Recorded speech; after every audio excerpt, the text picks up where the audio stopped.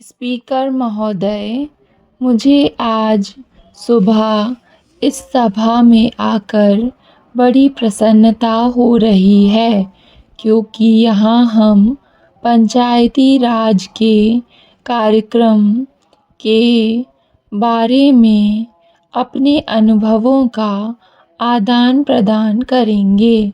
चूँकि यह भारत की स्वतंत्रता का 50वां वर्ष है, इसलिए यदि कोई मुझसे केवल एक ही प्रश्न पूछे कि इन 50 वर्षों में भारत की प्रमुख सफलता कौन सी है, तो मैं कहूँगा पंचायती राज व्यवस्था का लागू किया जाना, क्योंकि इसके द्वारा हम लोकतंत्र को ठेठ गांवों तक ले गए हैं।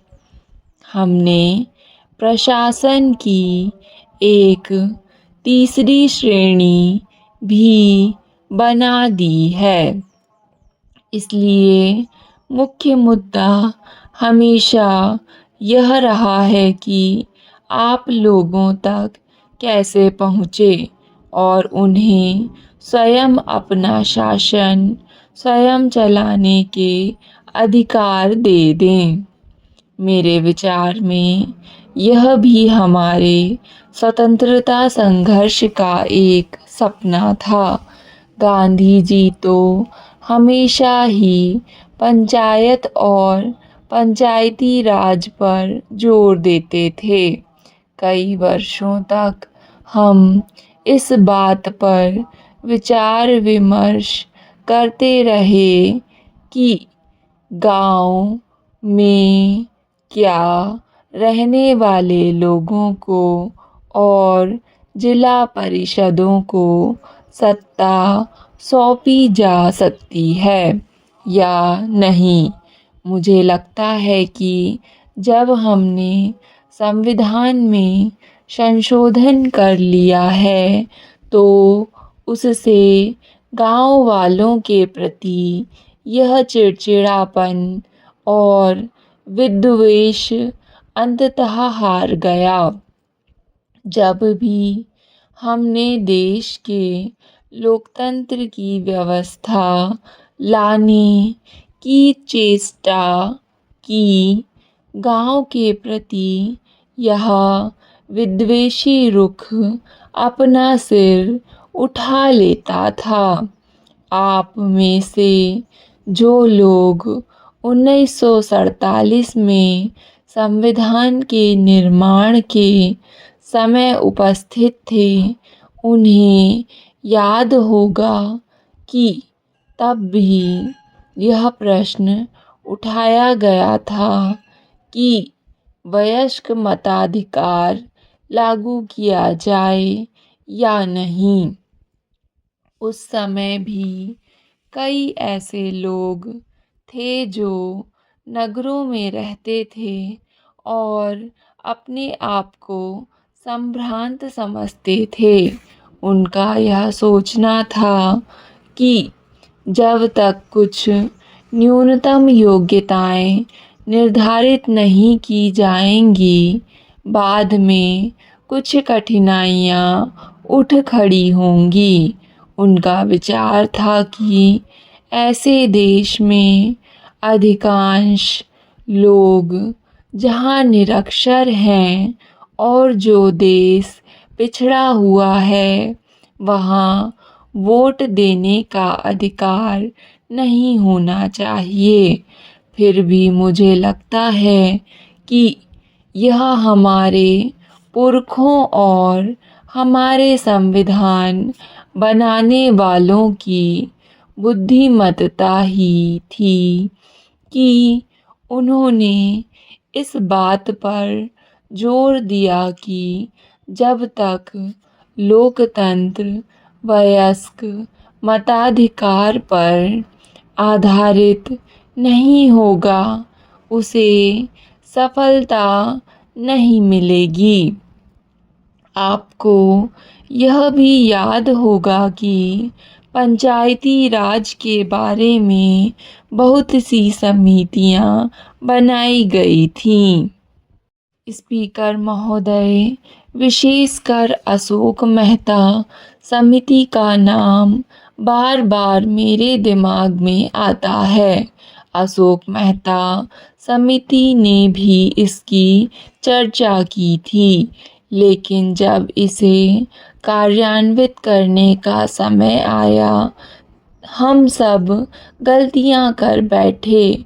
और यह बात बड़ी दिलचस्प है कि जितने लोग सत्ता में आए, उनमें से अधिकांश ने इसका विरोध किया, क्योंकि हम में से अधिकांश लोग केंद्र और राज्यों में मंत्री बन गए थे और उन्हें हमेशा अपने नीचे वालों से खतरा लगा रहता है। केंद्र के लोग इसी बुनियादी मनोवृत्ति से काम कर रहे थे और अब 50 वर्षों बाद हमें इस मनोवृत्ति को छोड़ना होगा कि राज्य अपना प्रशासन नहीं चला सकते, केंद्र चला सकता है। और इसके बदले राज्य यह समझते थे कि पंचायतें अपनी व्यवस्था नहीं चला सकती, राज्य चला सकते हैं। और मेरे विचार में हमें इस मनोवृत्ति से मुक्ति पानी होगी। संविधान में संशोधन किया जा चुका है और चुनाव हो चुके हैं।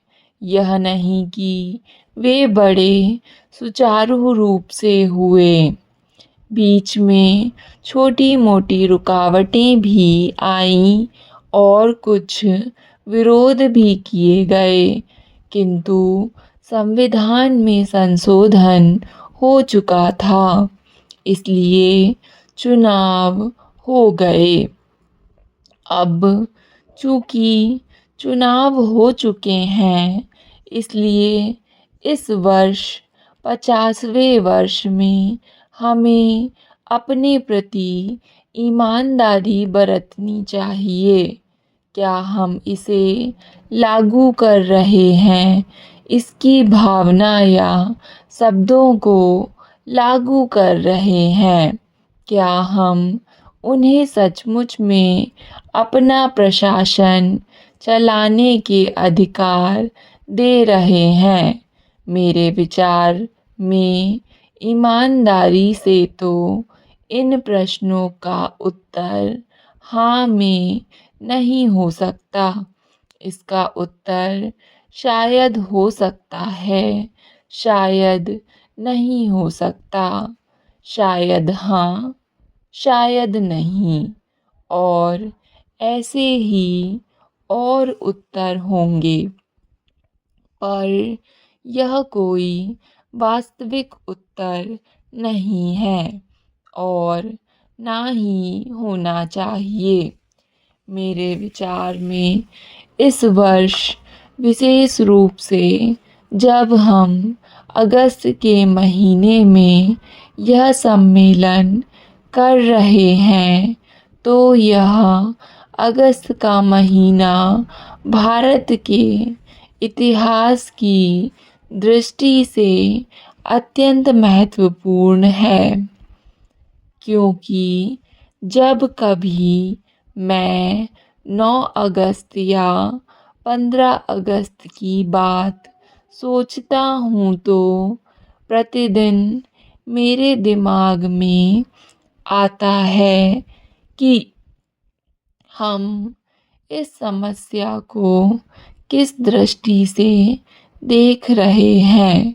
हम सब यह बताना चाहते हैं कि अगली शताब्दी में और अगले 50 वर्षों में कैसी व्यवस्था होगी और देश कैसे आगे बढ़ेगा।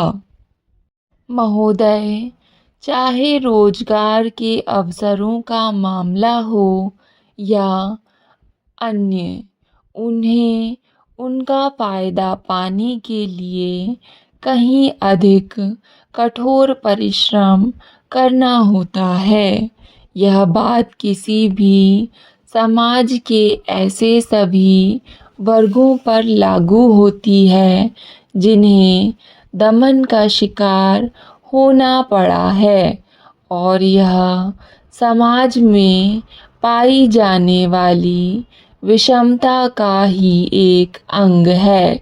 लेकिन मेरा विश्वास है कि हमें विरोधी स्थितियों को अवसरों में बदलने की कोशिश करनी चाहिए और इसलिए यद्यपि पूरे राष्ट्र के लिए ही स्थिति संतोषजनक नहीं है, इससे हमें अवसर मिलता है कि हम एक अत्यंत मूल्यवान काम में मिलजुल कर जुट जाएं, एक महान चुनौती का सामना करें जिसका संबंध बहुत बड़ी संख्या में लोगों से और उनकी समस्याओं से है।